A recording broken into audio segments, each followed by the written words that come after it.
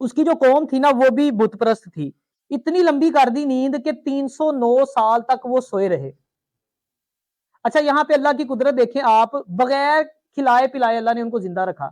وہ کتا جس نے اولیاء اللہ کی صحبت اختیار کی تھی, وہ اللہ کو اتنا پسند آیا کہ اللہ پاک نے نا قرآن پاک میں اس کے بیٹھنے کا بھی انداز بیان کیا. فرماتا ہے کہ جو شخص میرے ولی کو تکلیف پہنچاتا ہے میرا اس کے ساتھ اعلان جنگ ہے. جوتی سے تھوڑا سا کیچڑ اچھل کے نا اس طوائف کے اوپر گر گیا. اب وہ جو اس کا یار تھا اسے یہ بات بڑی ناگوار گزری, اس نے بابا جی کے منہ پہ تھپڑ لگا.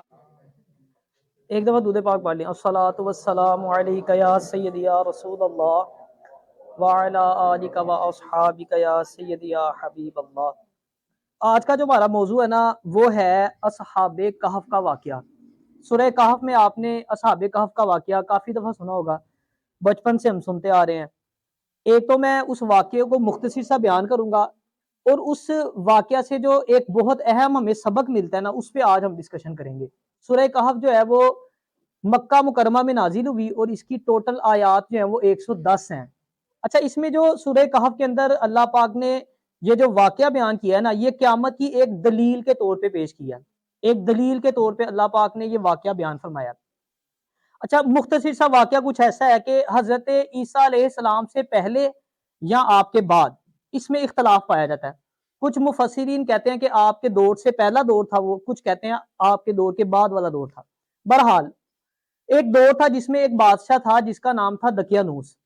وہ بت پرست تھا, مشرک تھا.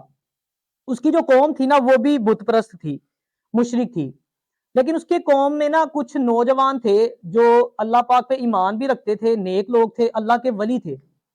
اب انہوں نے جب دیکھا نا کہ وہ مشرکین ان کو تنگ بھی کرتے تھے بہت زیادہ, انہوں نے دیکھا کہ یہ کام خراب ہے, اس طرح ان لوگوں میں رہتے ہوئے کہیں ہمارا ایمان جو ہے وہ آزمائش میں نہ ڈال جائے. تو انہوں نے وہاں سے موو کرنے کا فیصلہ کیا. اچھا جب وہ وہاں سے چھوڑ کے وہ علاقہ نکلے نا تو راستے میں ایک کتا جو ہے نا وہ ان کے ساتھ چل پڑا. اب انہوں نے اس کتے کو بھگانے کی کوشش تو کی لیکن اس کتے نے جانے کا نام نہ لیا. وہ کہتے چمڑ گیا, اس نے کہا میں نے تو نہیں جانا. بہرحال انہوں نے اس کو ساتھ چلنے دیا. تھوڑا سا آگے گئے نا تو راستے میں انہیں ایک پہاڑ نظر آیا جس کے اندر ایک غار تھا.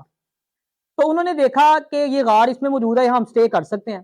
انہوں نے فیصلہ کیا کہ یہاں پہ تھوڑی دیر کے لیے رک جاتے ہیں, تھوڑی دیر سو لیتے ہیں, اس کے بعد اٹھ کے جو ہے نا وہ ہم نیکسٹ جو ہے وہ پلاننگ کریں گے. کتا جو تھا وہ باہر بیٹھ گیا غار کے. اب وہ جو تھے نوجوان جو اللہ کے ولی تھے, نیک لوگ تھے, وہ غار میں سو گئے. اچھا اب جیسے ہی وہ سوئے نا تو اللہ پاک نے ان کی نیند کو طویل کر دیا. اتنی لمبی کر دی نیند کہ 309 سال تک وہ سوئے رہے. اچھا یہاں پہ اللہ کی قدرت دیکھیں آپ, بغیر کھلائے پلائے اللہ نے ان کو زندہ رکھا. اور اللہ کی طرف سے نا ان کی کروٹ بھی بدلی جاتی تھی. آپ دیکھیں نا ایک ہی سائڈ پہ اگر بندہ لیٹا رہے تو وہ اس کی باڈی گل جائے گی ساری, وہ اسی پوزیشن میں نہیں رہے گی. اللہ کی طرف سے ان کی کروٹیں بدلی جاتی تھی. پھر وہ غار کے اس حصے میں تھے جہاں پہ دھوپ پڑتی تھی. پھر اللہ کی قدرت دیکھے سورج نے دوسری طرف سے نکلنا شروع کر دیا اور غروب ہونا شروع کر دیا تاکہ ان پر دھوپ بھی نہ پڑے زیادہ, جو کہ زیادہ دھوپ پڑے گی وہ بھی نقصان دہ تھی. تو یعنی اللہ اولیاء اللہ کی شان دیکھے کیسے اللہ پاک اپنے اولیاء اللہ کو, اپنے اولیاء کو محفوظ رکھتا ہے. اچھا وہ کتا جو ہے وہ باہر جیسے میں نے آپ کو بتایا بیٹھا رہا. اچھا اب جب وہ 309 سال کے بعد اٹھے نا تو انہیں ایسا محسوس ہوا جیسے ہم کل سوئے تھے اور آج اٹھ گئے ہیں. اب وہ کہنے کو ان کو تو ایسے لگ رہا تھا لیکن 309 سال منہ سے کہنے کی بات ہے. کئی بادشاہ بدل چکے تھے, کئی قومیں بدل چکی تھیں. اس وقت جو ہے نا وہ مسلمانوں کی حکومت تھی, بادشاہ تو تھا وہ مسلمان تھا. اچھا اس بادشاہ کی قوم کے اندر کچھ لوگ ایسے تھے جو اس عقیدے پہ ایمان نہیں رکھتے تھے کہ مرنے کے بعد اللہ پاک جو ہے وہ لوگوں کو دوبارہ زندہ کرے گا. بادشاہ اس حوالے سے بڑا پریشان رہتا تھا کہ میری قوم سمجھتی نہیں. تو ایک بار نا اس بادشاہ نے دعا کی اللہ تعالیٰ سے کہ یا اللہ کچھ ایسا ظاہر فرما دے جس سے ان کا عقیدہ پختہ ہو جائے, ان کو یقین آ جائے کہ واقعی تو مرنے کے بعد زندہ بھی کرتا ہے. اور وہاں پہ وہ جو تھے اللہ کے ولی وہ سو رہے تھے پہلے, اللہ نے ان کو جگا دیا. اب جب 309 سال کے بعد اٹھے, بھوک بڑی سخت انہیں لگی ہوئی تھی. انہوں نے ڈیسائیڈ کیا کہ ایک دوست کو نا کھانا کھانے کے لیے بھیجا جائے, کھانا منگوانے کے لیے بھیجا جائے. اب انہوں نے اسے کہا کہ جاؤ جا کے بازار سے کھانے کے لیے کچھ لے آؤ, لیکن دھیان سے جانا, کوئی دیکھ نہ لے, پتہ نہ چل جائے کہ ہم یہاں چھپے ہوئے. اچھا وہ نوجوان جو ہے وہ گیا بازار میں. جب اس نے جا کے سامان خریدا, سکہ دیا نا, اب وہ سکہ اس کے اپنے زمانے کا تھا, 309 سال پہلے کا. اب جو دکاندار تھا نا جب اس نے دیکھا وہ بڑا حیران ہوا, اس سے لگا کہ اس کے ہاتھ نا کوئی وہ خزانہ لگ گیا. اس نے رولا ڈال دیا. اب سارے لوگ جمع ہو گئے, یہاں تک کہ بات جو ہے وہ بادشاہ تک پہنچ گئی. اب بادشاہ نے جب آگے اسے پوچھا کہ یہ سکہ تمہارے پاس کہاں سے ہے، اس نے کہا میں تو کل سویا تھا، آج اٹھ کے آگے میں سامان لینے آ گیا ہوں۔ اچھا بادشاہ جو تھا وہ سمجھ گیا، اس نے اللہ سے دعا بھی کی تھی، وہ سارا معاملے کو اس نے جو ہے نا وہ اندازہ لگا لیا کہ یہ واقعی اللہ کی طرف سے جو ہے نا وہ کوئی چیز ظاہر کی گئی ہے۔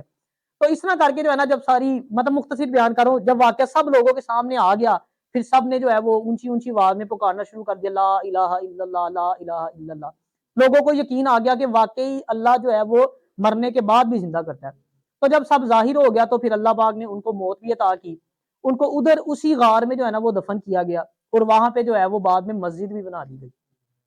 اچھا اب آپ غور کریں، وہ کتا جس نے اولیاء اللہ کی صحبت اختیار کی تھی، وہ اللہ کو اتنا پسند آیا کہ اللہ پاک نے نا قرآن پاک میں اس کے بیٹھنے کا بھی انداز بیان کیا۔ وہ کوہنیوں کے بل بیٹھا رہا نا، یہ قرآن میں جو سورہ کہف ہے اس میں جو ترجمہ آپ اس کا پڑھیں گے نا، تو اللہ نے اس کے بیٹھنے کا انداز بھی بیان کیا۔ اب آپ خود سوچیں، ایک کتے کا یہ عالم ہے جو اولیاء اللہ کے ساتھ جس کی نسبت بن گئی، تو ایک مسلمان نبی علیہ الصلوۃ والسلام کا امتی اگر وہ اولیاء اللہ کی نسبت اختیار کرے، اولیاء اللہ سے محبت کرے، تو آپ سوچیں اس کو کیا مقام ملے گا۔ بزرگ کہتے ہیں کہ اولیاء اللہ کی صحبت اختیار کرے، ان سے محبت کرے، ان سے بغض نہ رکھیں، کیونکہ جو بندہ اولیاء اللہ سے بغض رکھتا ہے اللہ پاک اس کو تباہ و برباد کر دیتا ہے۔ حدیث قدسی جانتے ہیں کون سی ہوتی ہے؟ جو اللہ پاک نے خود بیان کی ہوتی ہے، بخاری شریف کی حدیث پاک ہے، حدیث قدسی ہے۔ نبی علیہ الصلوۃ والسلام نے ارشاد فرمایا کہ اللہ پاک ارشاد فرماتا ہے کہ جو شخص میرے ولی کو تکلیف پہنچاتا ہے میرا اس کے ساتھ اعلان جنگ ہے۔ یہ کوئی معمولی بات نہیں ہے۔ کوئی شخص اللہ سے جنگ جیت سکتا ہے؟ مجھے بتائیں، کوئی بھی نہیں جیت سکتا، کبھی بھی نہیں جیت سکتا۔ آج کے دور میں لوگوں کو علماء سے دور کیا جا رہا ہے، اولیاء سے دور کیا جا رہا ہے، صحابہ کے بارے میں طرح طرح کی لوگ باتیں کرتے ہیں، ایسے ایسے جو ہے وہ یوٹیوبرز آ گئے ہیں جو میڈیا پہ بیٹھ کے جو ہے وہ نعوذ باللہ داتا گنج بخش رحمۃ اللہ تعالی علیہ، غوث پاک رحمۃ اللہ تعالی علیہ جیسی عظیم ہستیوں کو ان کے اوپر جو ہے وہ کفر و شرک کے فتوے لگا رہے ہیں، اور ہماری جو نوجوان نسل ہے نا وہ بڑے فخر سے ان کو فالو کرتی ہے، انہیں سنتی ہے۔ وہ خود تو اس جنگ میں مبتلا ہیں، ان کے ساتھ تو اللہ نے اعلان جنگ کر رکھا ہے، اور وہ آپ کو بھی اس جنگ میں دھکیل رہے ہیں۔ یہ حدیث قدسی ہے جو میں نے آپ کو بتائی ہے کہ جس نے کسی ولی کو ایذا پہنچائی، اللہ فرماتا ہے کہ میرا اس کے ساتھ اعلان جنگ ہے۔ اب جیسے میں نے کہا وہ خود جنگ میں ملوث ہیں، لیکن آپ کو بھی جو ہے وہ ساتھ میں دھکیلنے لگے ہوئے ہیں۔ تو جو شخص بھی اولیاء اللہ سے بغض رکھے گا وہ تباہ و برباد ہو جائے گا، کیونکہ اللہ سے کوئی شخص جنگ نہیں جیت سکتا۔ یہ بات میری آپ یاد رکھیے گا۔ یہ کسی کی بھول ہے کہ ہم اللہ سے جنگ لے لیں گے اور جو ہے ہم بچ جائیں گے۔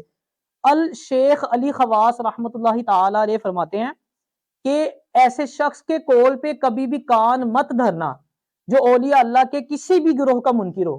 اگر تم نے ایسا کیا تو تم اللہ کی رحمت سے محروم ہو جاؤ گے۔ آپ مجھے بتائیں ہم کان دھرتے ہیں کہ نہیں دھرتے؟ ہم نے دین سیکھ، ہم نے وہ کوئی دنیاوی معاملہ ہو نا، اگر ہم نے کپڑے سلوانے ہم اچھا درزی ڈھونڈتے ہیں، ہم نے میک اپ کروانا ہے ہم اچھے پارلر پہ جاتے ہیں، لیکن دین سیکھنا ہو تو ہم کہتے ہیں کسی کو بھی سن لو، کوئی بات نہیں، سب کو سن لینا چاہیے۔ دین کو ہم نے اتنا لائٹ لیا ہوا ہے، ہم ایسے لوگوں کو بھی سنتے ہیں جو میں نے بتایا نا کہ صحابہ کے بارے میں نعوذ باللہ اتنی باتیں کر رہے ہوتے ہیں، اولیاء اللہ کو نہیں بخشتے، لیکن ہم بڑے فخر کے ساتھ ان کو سنتے ہیں۔ جیسے وہ بزرگ انہوں نے فرما دیا نا کہ ایسے شخص کے قول پہ آپ نے کان نہیں دھرنا۔ دیکھیں کسی بھی شخص کی نا بدبختی کے لیے اتنا کافی ہوتا ہے کہ وہ اولیاء اللہ کے ساتھ اختلاف شروع کر دے، اولیاء اللہ کی مخالفت کرنا شروع کر دے، وہ بندہ تباہ و برباد ہو جاتا ہے۔ ایک بزرگ ہے، ان کا نام تھا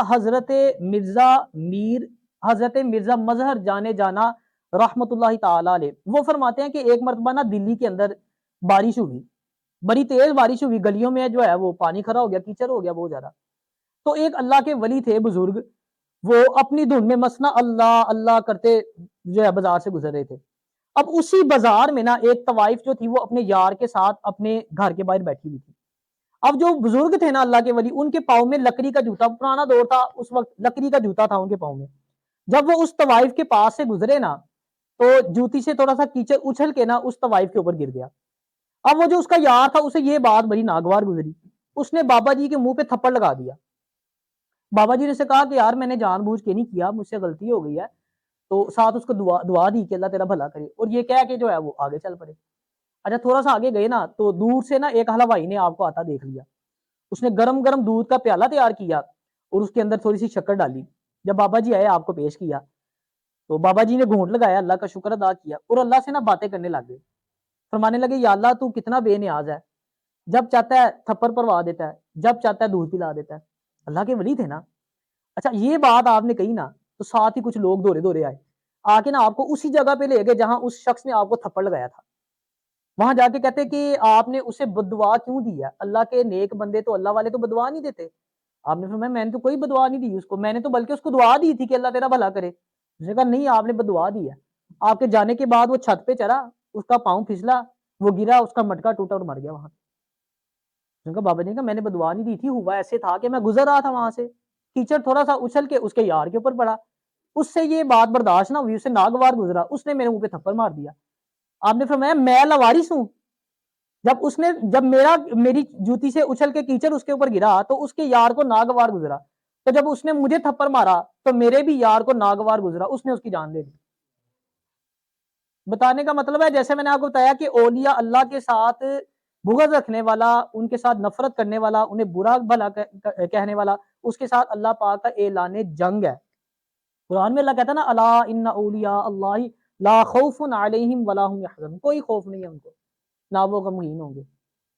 تو آج کے سارے اس ٹاپک کا مقصد یہ ہے کہ آپ نے کسی بھی ایسے شخص کو نہ فالو کرنا ہے، نہ اس کا لٹریچر پڑھنا ہے، نہ آپ نے اس کی کسی بات پر کان دھرنا ہے. جو آپ تین چیزیں اس میں دیکھ لیں، یہاں اگر آپ کو نظر آتا ہے وہ اولیاء کا گستاخ ہے، صحابہ کا گستاخ ہے، یا علماء کے بارے میں بک بک کرتا ہے. کبھی بھی ایسے شخص کے کول پہ کان نہ دھرے، نہ اس کو فالو کرے، نہ اس کا لٹریچر پڑھے. دیکھیں صحبت جو ہے نا وہ بڑا گہرا اثر رکھتی ہے. صحبت صرف یہ نہیں ہوتی کہ آپ یہاں بیٹھے ہیں میرے ساتھ اور باتیں سن رہے ہیں، یہ صرف صحبت نہیں ہے. آپ کسی کا لٹریچر پڑھتے ہیں وہ بھی اس کی صحبت ہی ہے، آپ کسی کو سنتے ہیں وہ بھی صحبت ہی ہے، کچھ نہ کچھ گین کر رہے ہیں نا آپ. تو جب آپ ایک ایسے شخص کو سنیں گے تو آپ آہستہ آہستہ آپ کے بھی عقائد بدلنا شروع ہو جائیں گے. آپ کے لہجے میں وہ چیز آ جائے گی کہ جس طرح وہ گستاخیاں کر رہا تھا آپ کو وہ چیز نا پھر محسوس نہیں ہوتی، روٹین میں لگتی ہے نا، نارمل لگتی ہے. تو اس لیے بچنا چاہیے. دیکھیں جیسے دنیاوی اعتبار سے میں نے کہا نا ہم اچھی چیز ڈھونڈ کے لیتے ہیں، تو دین کے لیے بھی دیکھا کریں کہ کون شخص ہے. ہر شخص کو نہیں سنا جا سکتا. اگر ہم آج کا دور ہی ایسا دیکھو نا، 4 پیسے کمانے ہیں، کوئی مختلف بات کرو سارے آپ کے پیچھے چل پڑیں گے. حق بات کو سننے کے لیے تیار کوئی نہیں ہوتا، جو غلط بات کر رہا ہوگا اس کے پیچھے ساری عوام لگی ہوتی ہے. ایسے ہم جاہل لوگ ہیں. تو یہ چند باتیں تھی، اس پہ آپ نے عمل کرنا. اللہ تعالیٰ ہمیں عمل کی توفیق عطا فرمائے.